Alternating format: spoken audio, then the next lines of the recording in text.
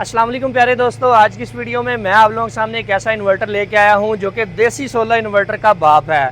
इसने आकर मार्केट के अंदर देसी सोलर इन्वर्टर की वाट लगा दी है। ये सोलर इन्वर्टर जिसका हम जिक्र कर रहे हैं वो है फ्रोनस कंपनी का PV9000 वाला 6 किलोवाट वाला सोलर इन्वर्टर। सिर्फ 3 सोलर पैनल जो कि आप लोगों को यहाँ पर नज़र आ रहे हैं, इनको लगाकर हमने अपना वाटर पंप इसके ऊपर टर्न ऑन किया हुआ है। अगर आप लोग यहाँ पर देख सकते हैं तो हमारा ये water pump in 3 solar panel के ऊपर डायरेक्टली चल रहा है। पानी का प्रेशर आप लोग यहाँ पर चेक कर सकते हैं। बहुत ही कमाल की चीज़ है। इंतहाई मुनासिब रेट के ऊपर आप लोगों को ये चीज़ देखने को मिल रही है। 4 सोलर पैनल लगा के अपने घर का लोड चला लें, 5 सोलर पैनल लगा के इसके ऊपर 1.5 टन का DC इन्वर्टर ऐसी आप चला सकते हैं।